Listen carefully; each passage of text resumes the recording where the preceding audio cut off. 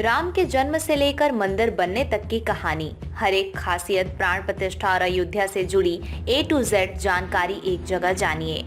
22 जनवरी का दिन हर भारतीय के लिए किसी त्योहार से कम नहीं होगा। रामलला के भव्य स्वागत के लिए अयोध्या नगरी दुल्हन की तरह सज चुकी है। श्रद्धालुओं के स्वागत के लिए सुरक्षा व्यवस्था भी कड़ी कर दी गई है। राम मंदिर अयोध्या की धरती पर प्राण प्रतिष्ठा के लिए तैयार है। ये ऐसा दिन है जिसका सदियों से इंतजार किया जा रहा है। कई दशकों की कानूनी लड़ाई के बाद राम मंदिर बना है। अब प्राण प्रतिष्ठा का समय आ गया है। देश भर से हजारों लोग, साधु संत और धर्माचार्य अयोध्या पहुंच रहे हैं। आज हम आपको अयोध्या के रामलला की यात्रा पर चलने की निमंत्रण देते हैं, जिसमें आपको मुगल काल के इतिहास से लेकर राम मंदिर बनने की पूरी कहानी बताएंगे।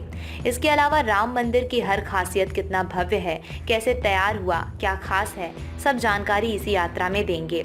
राम मंदिर का इतिहास, राम मंदिर के उद्घाटन के साथ ही राम भक्तों के 500 साल का इंतजार खत्म हो जाएगा। रामायण के अनुसार भगवान श्री राम का जन्म अयोध्या में ही हुआ था।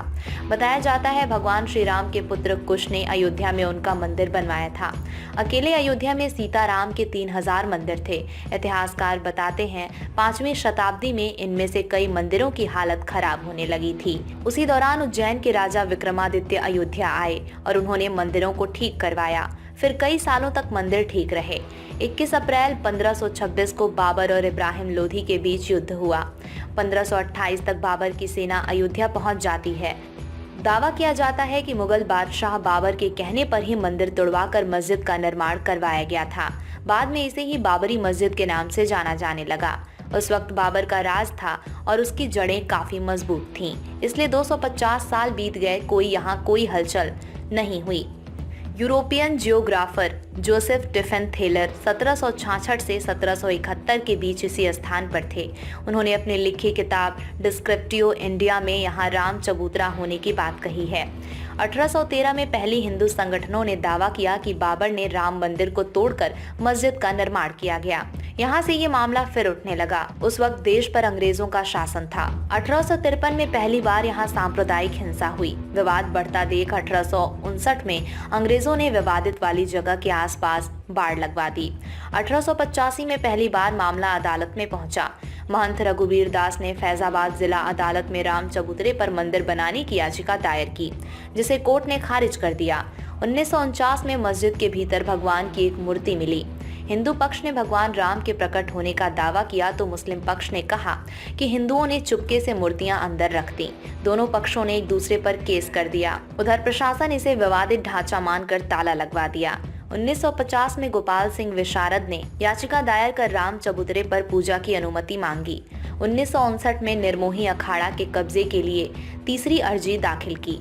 1961 में यूपी सुन्नी वक्फ बोर्ड ने याचिका दायर करते हुए मस्जिद की जमीन पर अपना दावा किया। 1986 में जिला अदालत ने विवादित ढांचा का दरवाजा खोलने और दर्शन की इजाजत दी।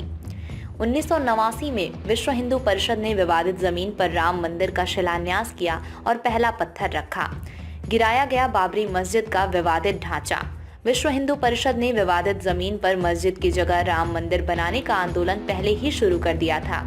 90 के दशक में राम मंदिर का मुद्दा ही राजनेताओं के लिए सर्वोपरि था। 1990 में लाल कृष्ण आडवाणी ने मंदिर निर्माण के लिए रथ यात्रा निकाली। ये आक्रोश इतना ज्यादा बढ़ गया था कि 1992 में वीएचपी समेत तमाम हिंदू संगठनों ने मिलकर विवादित ढांचा गिरा दिया। इसके बाद देश भर में सांप्रदायिक दंगे भड़क गए। दंगों में 2000 से ज्यादा लोग मारे गए।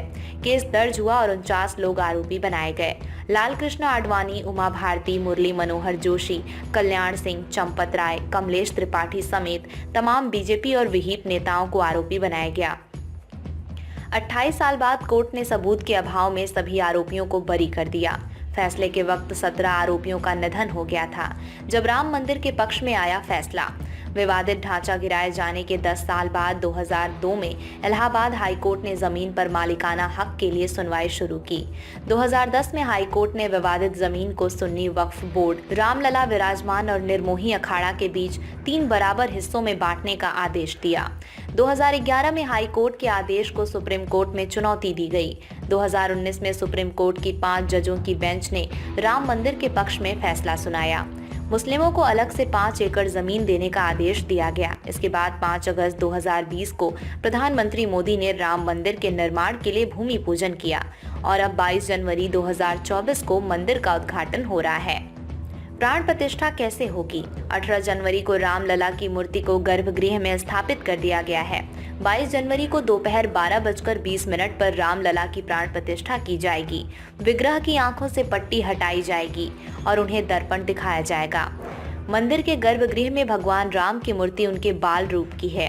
प्राण प्रतिष्ठा समारोह में अनुष्ठान की सभी प्रक्रियाओं को देश भर के 121 आचार्य संपन्न करेंगे।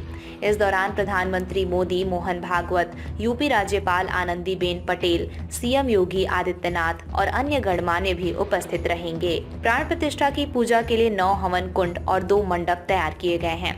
8 दिशाओं के लिए 8 हवन कुंड बनाए गए। 1 हवन कुंड आचार्य के लिए बनाया गया है। हवन कुंड बनाने के लिए ईंट, बालू, मिट्टी, गोबर, पंचगव्य और सीमेंट का इस्तेमाल किया गया है। आकार, लंबाई, चौड़ाई, ऊंचाई और गहराई का खास ध्यान रखा गया।